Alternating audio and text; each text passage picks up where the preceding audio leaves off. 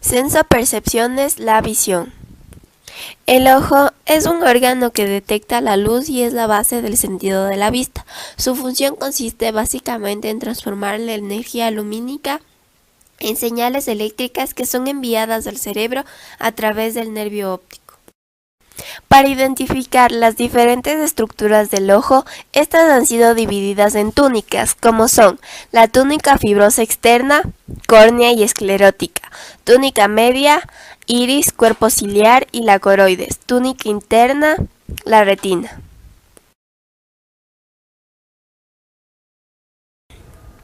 Córnea es la porción anterior y transparente del ojo. Tiene un grosor de 0,5 milímetros en el centro y 1 milímetro en la periferia. Permite el paso de la luz a las porciones interiores y protege el iris y el cristalino. Innervado en el nervio oftálmico, no posee irrigaciones sanguíneas, se nutre de las lágrimas y el humor acuoso. Esclerótica es la capa que recubre el globo ocular, con excepción del frente. Es una membrana fibrosa, opaca y resistente para protección del ojo. En ella se insertan los tendones de los músculos oculares. También es perforada por otras por el nervio óptico. Coroides es la capa media del ojo, la cual contiene vasos sanguíneos y tejido conectivo que suministran nutrientes a la parte interna del ojo. Cuerpo ciliar es la estructura vascular del ojo que secreta el líquido transparente del ojo, llamado humor acuoso. Da el cambio de forma al cristalino necesario para lograr la correcta acomodación, es decir, el enfoque.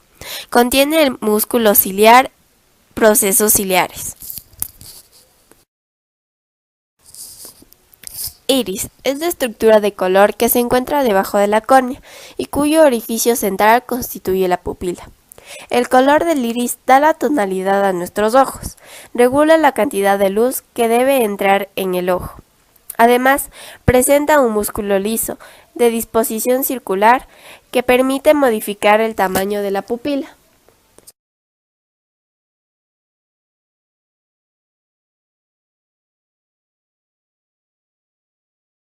Retina es la membrana sensible a la luz situada en el fondo del globo ocular. Tiene células receptoras de luz especializadas, llamadas conos y bastones. Estas células se encargan de transformar la luz en mensajes eléctricos que son llevados al cerebro por medio del nervio óptico. Humor acuoso. Llena las cámaras anteriores y posteriores del ojo. Se forma en los procesos ciliares, cámara posterior y cámara anterior. Cristalino. Es un lente biconvexo. Tiene dos superficies convexas opuestas, más abombadas por atrás, que enfocan y centran las imágenes. Se encuentran unidos a la coroides por procesos ciliares. Cuando estos se contraen, tiran a los bordes del cristalino y aumentan o disminuyen su convexidad, logrando que la imagen quede enfocada en la retina. Conexiones entre los ojos y el encéfalo. Los axones de las células ganglionares de la retina llevan información al resto del encéfalo. Ascienden a través del nervio óptico y alcanzan el núcleo geniculado lateral dorsal del tálamo. Las neuronas del núcleo geniculado lateral dorsal envían sus axones mediante radiaciones ópticas hasta la corteza visual primaria o corteza estriada. La corteza estriada es necesaria para la percepción visual, pero la percepción de objetos y la totalidad de la escena visual se lleva a cabo en la corteza de asociación visual. Cada módulo de la corteza estriada ve solo lo que está sucediendo en cada parte. Los nervios ópticos convergen hacia la base del cerebro, donde se unen en una estructura en forma de X llamada quiasma óptico. Luego, el cristalino invierte la imagen al proyectarle sobre la retina. Como los axones de la mitad nasal de la retina cruzan al otro lado, cada hemisferio recibe información desde la mitad contralateral de la escena visual. En los seres humanos, las células ganglionares proporcionan información fuera de la corteza estriada. Viajan al colículo superior para controlar los músculos oculares para dirigir la vista. Existen dos sistemas que procesan la información visual de manera paralela: la visión periférica, que está mediada por el sistema subcortical, y la visión focal, que está mediada por el sistema cortical primario. El sistema subcortical localiza objetos y el sistema cortical primario proporciona un análisis fino. En el sistema cortical está la retina, el núcleo geniculado lateral y la corteza, y en el sistema subcortical está la retina y el colículo superior. El núcleo geniculado lateral contiene 6 capas de neuronas. Las 2 capas internas contienen cuerpos celulares y se denomina capa magnocelular. Las 2 capas a cada lado de esta son las capas parvocelulares. El sistema magno transmite la información necesaria para la percepción de forma, movimiento, profundidad y pequeñas diferencias entre intensidad o brillantez. Detecta los objetos en movimiento. El sistema parvo transmite la información necesaria para la percepción de color y detalles finos. Es filogenéticamente más antiguo. En conclusión, la respuesta de las neuronas se da de una manera ordenada entre la retina y la corteza, ya que la mayoría de las neuronas son sensibles a la orientación, a las líneas verticales, horizontales o diagonales. El ojo es un sistema óptico en el cual aproximadamente el 70% del poder refractivo corresponde a la córnea y el 30% al cristalino. En un ojo con reflexión normal y con la acomodación relajada, los haces paralelos de luz que vienen del infinito son enfocados sobre la retina. Caso contrario, las desviaciones de lo normal se llaman patologías y las más comunes son la miopía, la hipermetropía y el astigmatismo. Miopía es una anomalía de la refracción. Consiste en que, ya sea por una excesiva longitud ocular, por un excesivo valor dióptrico de las estructuras oculares o por ambas a la vez, los rayos que llegan paralelos al ojo enfocan por delante de la retina. Con respecto a la frecuencia de la aparición de la miopía, cabe destacar la influencia racial. La miopía no es considerada como una enfermedad, sino como una alteración de la visión. La miopía suele aparecer en la infancia y evoluciona hasta los 20 años aproximadamente, cuando tiende a estabilizarse. Una persona miope ve claramente los objetos cercanos, pero percibe de forma borrosa los objetos que se encuentran a distancia. Suele manifestarse en edad escolar, por lo que es importante estar atentos a posibles síntomas en los niños. Los síntomas más comunes y más habituales son mirar con dificultad lo que le ponen en la pizarra, acercarse mucho a los libros para leer, sentarse muy cerca del televisor, entrecerrar a menudo los ojos en un acto reflejo para que los objetos lejanos parezcan más nítidos. No hay forma de prevenir la miopía, aunque las revisiones oculares periódicas, especialmente en la infancia, ayudan a detectarla en fases incipientes. La miopía se puede corregir mediante el uso de gafas o de lentes de contacto. Las personas que desean prescindir de la corrección óptica pueden beneficiarse de la cirugía refractiva. Hipermetropía. En esta alteración, la imagen visual se enfoca por detrás de la retina, en lugar de ser directamente sobre esta, debido a que el globo ocular es muy corto o a que el poder convergente de la córnea y el cristalino es insuficiente. En cualquier caso, puede haber alguna mejoría durante el crecimiento, pues el ojo aumenta de tamaño hasta los 14 años aproximadamente y el poder convergente de la córnea cambia. La hipermetropía se presenta en la práctica con una muy elevada frecuencia, 55%. Sin embargo, la mayor parte de las veces no presenta síntomas, pues la acomodación o el aumento de poder de convergencia del cristalino supera los defectos débiles. El síntoma principal es la visión borrosa de objetos cercanos. Sin embargo, la mayoría de los pacientes con hipermetropía suelen ser asintomáticos durante la juventud, ya que logran compensar la mala visión cercana utilizando la capacidad de acomodación del cristalino, lente natural del ojo cuya elasticidad permite enfocar los objetos. La capacidad elástica del cristalino se pierde con la edad. La hipermetropía puede ser un factor de riesgo para la aparición del glaucoma, que es un grupo de afecciones oculares que pueden dañar el nervio óptico, este nervio que envía las imágenes al cerebro. Otros síntomas más comunes son el dolor ocular, la visión borrosa al ver los objetos cercanos, ojos viscos, fatiga ocular, dolor de cabeza leve. Es posible que la hipermetropía leve no cause ningún problema, pero necesita lentes para leer bien. En caso de los niños hay que estar especialmente atentos a ciertos síntomas, algunos difíciles de relacionar como la visión con el fracaso escolar o la inadaptación. No hay forma de prevenir la hipermetropía, pero las revisiones oculares periódicas, especialmente en la infancia, ayudan a detectarla en sus fases iniciales. En ocasiones, un examen oftalmológico exhaustivo es la única manera de diagnosticar una hipermetropía.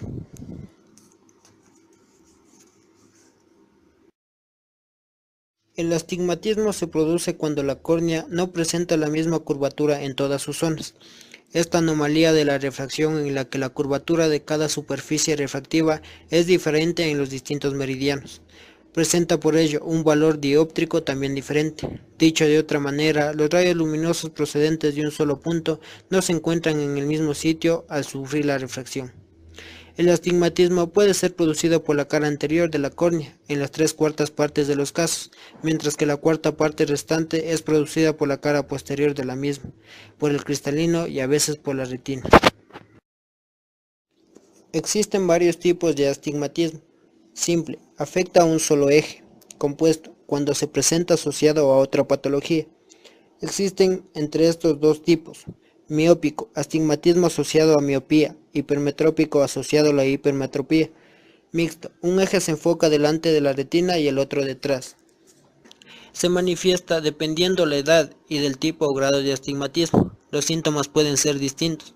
Si el astigmatismo es reducido, puede no afectar la visión. Los síntomas más habituales son: percepción de las imágenes distorsionadas, síntomas más frecuentes, agudeza visual de lejos deficiente, problemas para el cambio de visión de lejos y cerca, dolores de cabeza, dolores oculares o mareos, como resultado del esfuerzo muscular que realiza el ojo al intentar compensar el defecto o la acomodación del cristalino. El astigmatismo se puede corregir mediante gafas o lentes de contacto tóricas. El astigmatismo miópico es un astigmatismo que aparece combinado con miopía. Es un problema de refracción que ocurre porque la córnea tiene una curvatura irregular. Es congénito y no se puede prevenir. La imagen se enfoca en más de un punto en la retina, provocando una mala visión a todas las distancias. Los síntomas más comunes son la dificultad para enfocar, la fotofobia, intolerancia anormal a la luz por la molestia o dolor que produce, cansancio o fatiga ocular, dolor en la frente, sienes u ojos, especialmente después de leer, sensación de ardor, irritación ocular. El tratamiento se soluciona mediante el uso de lentes tóricas, gafas, lentes de contacto o cirugía refractiva.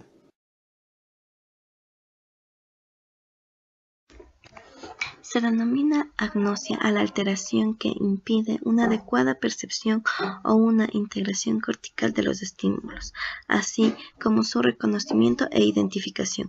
Puede aparecer en casos de lesiones de la corteza parietal, temporal y occipital, por afectación de las áreas de asociación multimodal. Entonces, la agnosia visual es una forma específica de agnosia que se caracteriza por la incapacidad cerebral para reconocer y comprender estímulos visuales.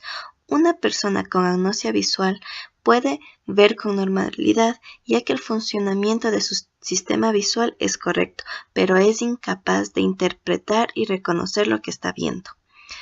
Los síntomas específicos pueden variar dependiendo de la causa que haya provocado una agnosia. En la agnosia visual se puede encontrar la agnosia visual para los objetos, la acromatagnosia, la alexia, la prosopagnosia, la agnosia simultánea o simultagnosia. En la agnosia visual para los objetos se han descrito dos subtipos: la agnosia visual aperceptiva y la agnosia visual asociativa. En el caso de la agnosia aperceptiva, el paciente puede quejarse de una visión borrosa o poco clara, o atribuir que la luz de la habitación es escasa o que las gafas están mal graduadas. Sin embargo, en un examen se puede evidenciar las funciones visuales primarias están siendo conservadas, pero presenta dificultad a nivel perceptivo. Es decir, no pueden describir las características de los objetos presentados por vía visual, por lo que empiezan a emparejar un objeto con otros objetos similares. También esta agnosia perceptiva está relacionada con lesiones cerebrales en la corteza temporo-occipital o en pacientes con atrofia cortical posterior. Por otro lado, la agnosia visual asociativa hace referencia a un deterioro en el reconocimiento de objetos. Es decir, los pacientes pueden describir las características y formas de un objeto, pero fallan en el reconocimiento, la capacidad para integrar las características del objeto, tal como las percibe el sujeto, y el conocimiento sistemático del mismo están deterioradas. Los pacientes con este tipo de agnosia habitualmente pueden reconocer los objetos por otras modalidades sensoriales. La localización lesional más frecuente son lesiones bilaterales, temporo-occipitales y parietales. Además, se han escrito también casos por lesiones hemisféricas izquierdas y en pacientes con enfermedades como el Alzheimer. Simultagnosia. Esta es una incapacidad de interpretar la totalidad de una escena compleja con descripción de detalles o partes individuales. Se trata de una agnosia visual que se caracteriza por la imposibilidad de reconocer simultáneamente varios elementos visuales. Así, se han descrito dos formas de simultagnosia, ventral y dorsal. En el primer caso, los pacientes presentan un trastorno atencional que no les permite ver más de un objeto al mismo tiempo. La atención se focaliza en una parte del objeto, causando una mala identificación del mismo. En estos casos, el paciente presenta una incapacidad para dar sentido a una imagen debido a que solo percibe partes y presenta tendencia a leer letra por letra. Así, esta simultagnosia generalmente se asocia con lesiones en la región occipital izquierda. Asimismo, la simultagnosia dorsal es la incapacidad de ver varios objetos al mismo tiempo y poder reconocerlos. Así, al ver una escena compleja, proporcionan descripciones de manera lenta y poco sistemática. La percepción de formas individuales es normal y son incapaces de localizar estímulos incluso cuando los estén viendo, es decir, una desorientación visual. Generalmente, la simultagnosia dorsal es debida a lesiones bilaterales parieto-occipitales. Tanto en la simultagnosia dorsal como ventral presentan un deterioro severo en la velocidad del procesamiento de la información visual. Por ejemplo, si al paciente se le presenta una mujer lavando platos, solo dirá plato, agua, mujer, pero no podrá integrar todos los elementos de la escena. La alaxia sin agrafia, también conocida como alaxia óptica, alaxia pura o alaxia occipital, es una agnosia visual para las palabras. Esta se manifiesta como un trastorno de lectura adquirido y caracterizado por una lectura lenta y con esfuerzo, perdiéndose la capacidad de leer rápidamente y con fluidez. Es decir, en este tipo de alaxia el paciente puede reconocer letras, pero no leer palabras, aunque conserva la escritura espontánea, al igual que su capacidad de escribir al dictado. La alaxia sin agrafia se asocia con la acromatagnosia y la simultagnosia. Se sabe que las lesiones son en el lóbulo occipital izquierdo, el esplenio del cuerpo calloso. La acromatopsia es un trastorno caracterizado por la pérdida de la visión para el color debido a una lesión en el sistema nervioso central. Es decir, los sujetos ven el mundo en una escala de grises, ya que presentan incapacidad para emparejar, discriminar y denominar colores. La agnosia para el color es considerada en una de las categorías donde se incluyen a los pacientes que tienen dificultades para apreciar a la naturaleza.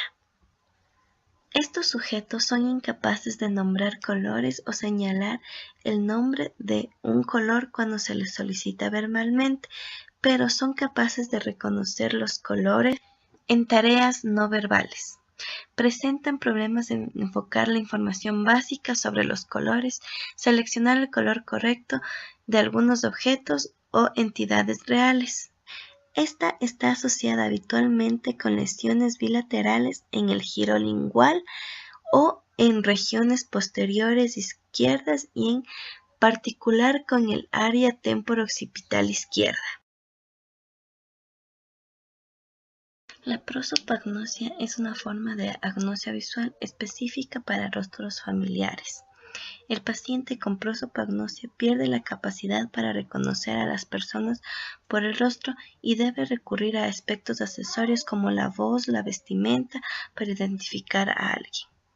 Estos pacientes generan la capacidad de interpretar otros tipos de información facial como la expresión emocional, la edad, el sexo. Los pacientes con prosopagnosia reconocen las diferencias entre un rostro y otro y son capaces de parear rostros semejantes, pero no pueden identificarlos. En ocasiones, el defecto puede extenderse al propio rostro del paciente. Así, podemos distinguir entre dos síndromes diferentes: la prosopagnosia, que es un defecto aislado en el reconocimiento de los rostros, y la prosopagnesia, como un defecto en el aprendizaje de los rostros. Para el primer caso serían suficientes lesiones unilaterales derechas, para el segundo lesiones bilaterales.